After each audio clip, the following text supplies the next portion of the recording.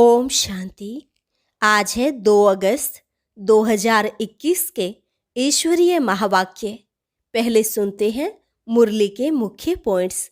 बाबा ने कहा, तुम कितने भाग्यशाली हो जो ऐसे ऊंच से ऊंच बेहद के बाप के बने हो। ज्ञान सागर बाप ज्ञान रत्नों से तुम्हारी झोली भर रहे हैं। तुम कितनी कमाई कर रहे हो। शरीर का भान उड़ाते चलो, यहाँ तुमको जीते जी मरना है। एकांत में बैठ यही अभ्यास करते रहो, हम जैसे इस दुनिया में है ही नहीं। फिर कहा, बहुत उकीर से, धीरज से और समझ के साथ बाप को याद करो। ऐसा अभ्यास हो जो बस एक बाबा की याद में ही शरीर का अंत हो। सबके शरीर पुराने हैं, इसलिए कुछ न कुछ कर्म भोग चलता रहता है, लेकिन कभी यह उम्मीद नहीं रखनी चाहिए कि बाबा हमें मदद करे। जितना हो सके योग बल से काम लो, योग से ही आयु बढ़ेगी। अपनी मेहनत करो, कृपा नहीं मांगो। जितना याद करेंगे उतना कल्याण होगा। आगे कहा, बाप कितना मीठा है, तुम बच्चों को हीरे जैसा बनाते हैं। ऐसे मोस्ट बिलवेड बाप के साथ कितना प्यार होना चाहिए। बाप समान निरहंकारी बन सेवा करनी है, उनकी श्रीमत पर चलना है। अगर कहीं अपनी मत दिखाई तो तकदीर को लकीर लग जाएगी। और लास्ट में बाबा ने कहा, जब तुम देही अभिमानी थे तो किसी की खामियां नहीं निकालते थे, आपस में बहुत प्यार था। अब फिर से वही अवस्था धारण करनी है। जैसे बाप अपकारियों पर भी उपकार करते हैं, ऐसे तुम भी फॉलो फादर करो, सुखदाई बनो, आपस में लड़ो झगड़ो नहीं। अब सुनते हैं महावाक्यों को विस्तार से। मुरली का सार। मीठे बच्चे, जैसे बाप अपकारियों पर भी उपकार करते हैं, ऐसे तुम भी फॉलो फादर करो, सुखदाई बनो, इस देह को भूलते जाओ। प्रश्न, देही अभिमानी रहने वाले बच्चों की मुख्य निशानियां क्या होंगी? उत्तर, पहली निशानी, उनका आपस में बहुत बहुत रूहानी प्रेम होगा। दूसरी निशानी, वे कभी एक दो की खामियों का, कमियों का वर्णन नहीं करेंगे। तीसरी निशानी, वे बहुत बहुत सुखदाई होंगे। चौथी, उनकी खुशी कभी गायब नहीं होगी, सदा अपार खुशी में रहेंगे। पांचवी, वे कभी मतभेद में नहीं आएंगे। छठी, हम आत्मा भाई भाई हैं, इस स्मृति से गुणग्राही होंगे। उन्हें सबके गुण ही दिखाई देंगे। वे खुद भी गुणवान होंगे और दूसरों को भी गुणवान बनाएंगे। सातवीं निशानी, उन्हें एक बाप के सिवाय और कोई याद नहीं आएगा। फिर से सुनेंगे। आपस में बहुत बहुत रूहानी प्रेम होगा, कभी एक दूसरे की कमियों का वर्णन नहीं करेंगे, बहुत सुखदाई होंगे और उनकी खुशी कभी गायब नहीं होगी, कभी मतभेद में नहीं आएंगे। हम आत्मा भाई भाई हैं, इस स्मृति से गुणग्राही रहेंगे। वे खुद भी गुणवान होंगे, दूसरों को भी गुणवान बनाएंगे। उन्हें एक बाप के सिवाय और कोई याद नहीं आएगा। ओम शांति। ऊंच ते ऊंच बेहद के बाप के सम्मुख तुम सब बच्चे बैठे हो। तुम कितने भाग्यशाली हो जो ऐसा बाप मिला है। तुम ज्ञान सागर बाप के पास आए हो, ज्ञान रत्नों से झोली भरने, कमाई करने। बाप तुम मीठे मीठे बच्चों को कितना ऊंच ले जाते हैं। बाप तो सिर्फ तुम बच्चों को ही देखते हैं, उनको तो किसी को याद भी नहीं करना है। इनकी आत्मा को तो बाप को याद करना है, ब्रह्मा की आत्मा को। बाप कहते हैं, हम दोनों तुम बच्चों को ही देखते हैं। मुझ आत्मा को तो साक्षी हो नहीं देखना है, परंतु बाप के संग में मैं भी ऐसे देखता हूँ। कौन कहते हैं? ब्रह्मा बाबा। बाप के साथ रहता तो हूँ ना, उनका बच्चा हूँ तो साथ में देखता हूँ। मैं विश्व का मालिक बन घूमता हूँ, जैसे कि मैं ही यह करता हूँ। मैं दृष्टि देता हूँ, देह सहित सब कुछ भूलना होता है। बाकी बाप और बच्चा जैसे एक हो जाते हैं। तो बाप समझाते हैं, मीठे बच्चे खूब पुरुषार्थ करो। जैसे बाप अपकारियों पर भी उपकार करते हैं, ऐसे तुम भी फॉलो फादर करो, सुखदाई बनो। आपस में कभी लड़ो झगड़ो नहीं। अपने को आत्मा समझ इस देह को भूलते जाओ। सिवाय एक बाप के और कोई याद ना आए। यह भी जैसे जीते जी मौत की अवस्था है। इस दुनिया से जैसे मर गए, कहते भी हैं आप मुए मर गई दुनिया। यहाँ तुमको जीते जी मरना है। शरीर का भान उड़ाते रहो, एकांत में बैठ अभ्यास करते रहो। सवेरे एकांत में बैठ अपने साथ बातें करो।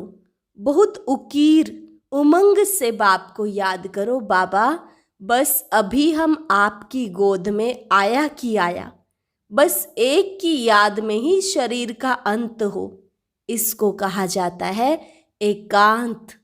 बाप को याद करते करते यह शरीर रूपी चमड़ी छूट जाएगी। तुम जानते हो यह पुरानी दुनिया, पुरानी देह खलास हो जानी है। बाकी पुरुषार्थ के लिए थोड़ा सा संगम का समय है।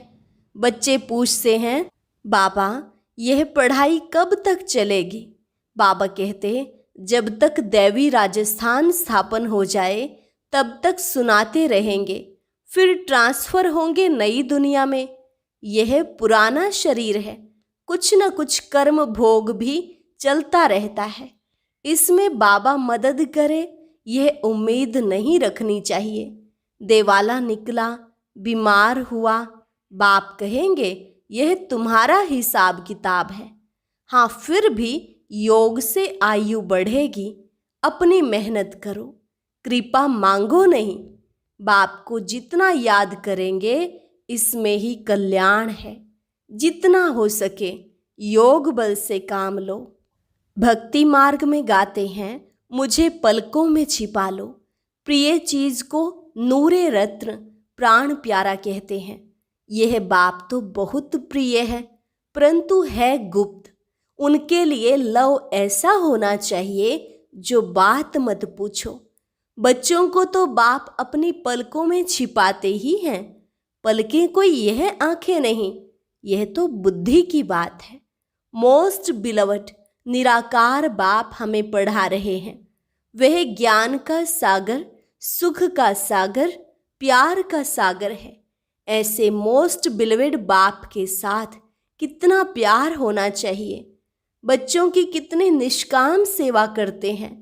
तुम बच्चों को हीरे जैसा बनाते हैं। कितना मीठा बाबा है।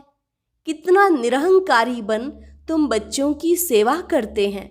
तो तुम बच्चों को भी इतने प्यार से सेवा करनी चाहिए। श्रीमत पर चलना चाहिए। कहाँ अपनी मत दिखाई तो तकदीर को लकीर लग जाएगी। तुम बच्चों का आपस में बहुत बहुत रूहानी प्रेम होना चाहिए, परंतु देह अभिमान में आने के कारण वह प्यार एक दो में नहीं रहता है। एक दो की खामियां ही निकालते रहते हैं। फलाना ऐसा है, वह यह करता है। जब तुम देही अभिमानी थे तो किसकी खामियां नहीं निकालते थे। आपस में बहुत प्यार था। अब फिर वही अवस्था धारण करनी है। पहले तुम कितने मीठे थे, फिर ऐसा मीठा सदा सुखदाई बनो। देह अभिमान में आने से दुखदाई बने तो तुम्हारी रूहानी खुशी गायब हो गई, लाइफ भी छोटी हो गई। अब फिर बाप आया है तुम्हें सतो प्रधान बनाकर सदा सुखदाई बनाने। तुम जितना बाप को याद करते रहेंगे उतना खामियां निकलती जाएंगी, मतभेद निकलता जाएगा। यह पक्का याद रहे, हम भाई भाई हैं। आत्मा भाई भाई को देखने से सदैव गुण ही दिखाई पड़ेंगे। सबको गुणवान बनाने की कोशिश करो। अवगुणों को छोड़ गुणों को धारण करो। कभी किसी की ग्लानि नहीं करो। कोई में ऐसी खामियां हैं जो खुद भी समझ नहीं सकते हैं। वह तो अपने को बहुत अच्छा समझते हैं, परंतु खामी होने के कारण कहाँ न कहाँ उल्टा बोल निकल पड़ता है। सतो प्रधान अवस्था में यह बातें नहीं होती। अपने आप को देखो, हम कितने मीठे बने हैं। हमारा बाप के साथ कितना लव है। बाप से लव ऐसा हो जो एकदम चटका रहे। बाबा, आप हमको कितना उच्च समझदार बनाते हो, स्वर्ग का मालिक बनाते हो। ऐसे अंदर में बाप की महिमा कर गदगद होना चाहिए। रूहानी खुशी में रहना चाहिए। गाते भी हैं, खुशी जैसी खुराक नहीं। बाप के मिलने की भी कितनी खुशी रहनी चाहिए। संगम पर ही तुम बच्चों को 21 जन्मों के लिए सदा खुशी में रहने की खुराक मिल जाती है। फिर कोई को किसी बात की चिंता नहीं रहती है।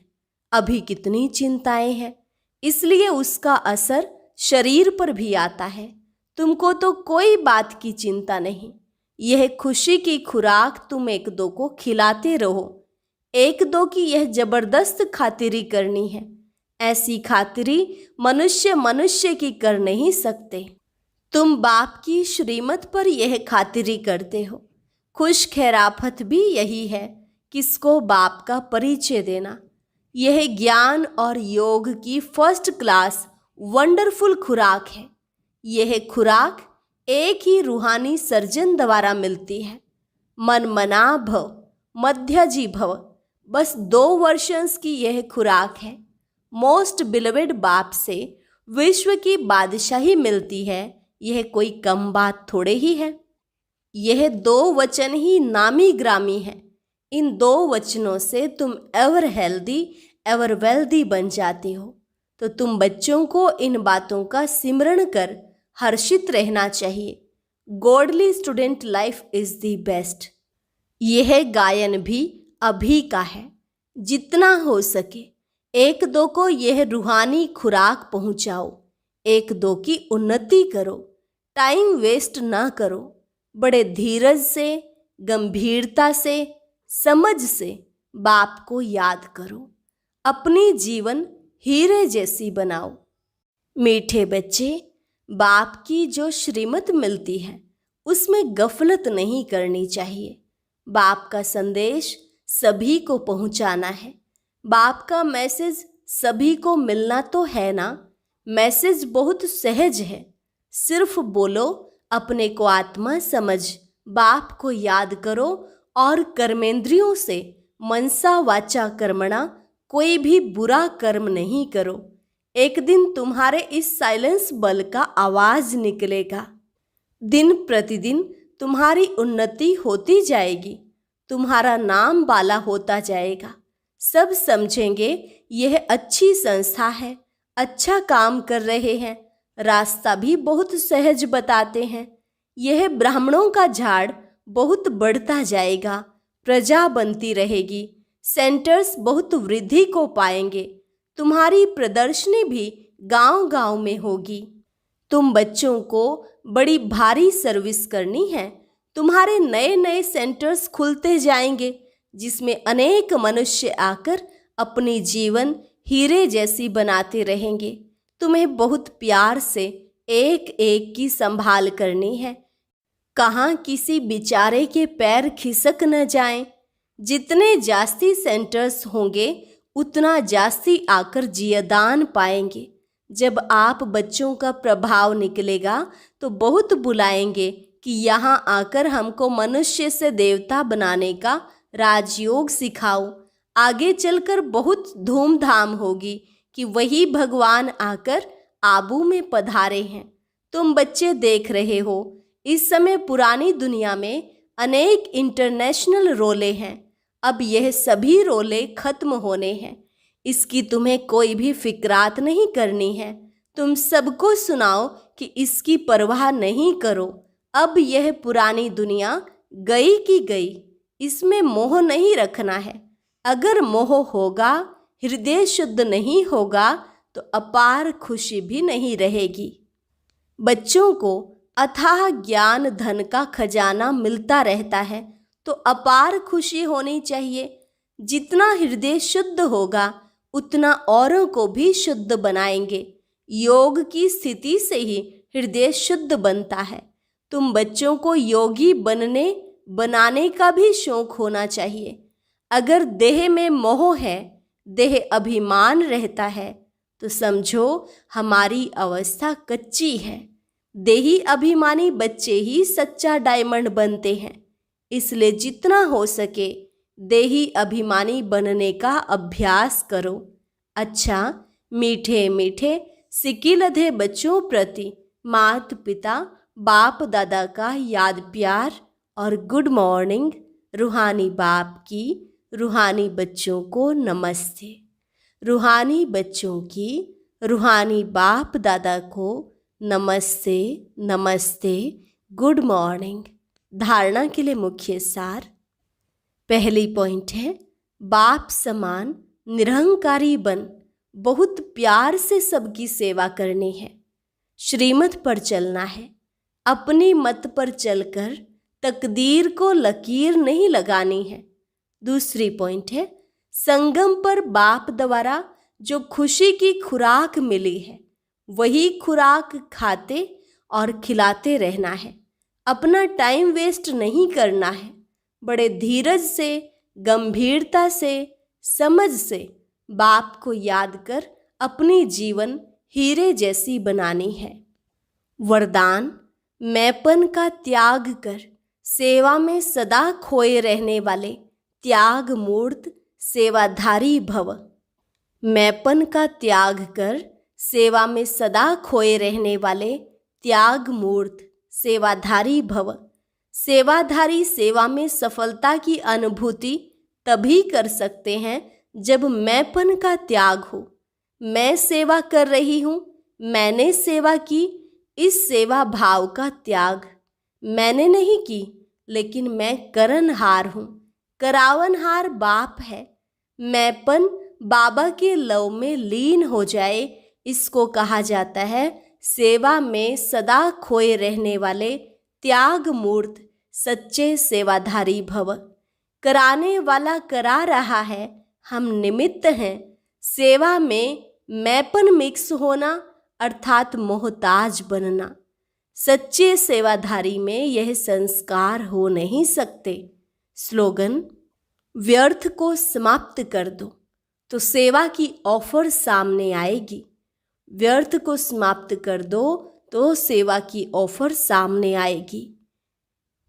अभी है मातेश्वरी जी के अनमोल महावाक्य। जीवन की आश पूर्ण होने का सुहावना समय। हम सभी आत्माओं की बहुत समय से यह आश थी कि जीवन में सदा सुख शांति मिले। अब बहुत जन्म की आशा कब तो पूर्ण होगी। अब यह है हमारा अंतिम जन्म। उस अंत के जन्म की भी अंत है। ऐसा कोई नहीं समझे कि मैं तो अभी छोटा हूँ। छोटे बड़े को सुख तो चाहिए ना, परंतु दुख किस चीज़ से मिलता है उसका भी पहले ज्ञान चाहिए।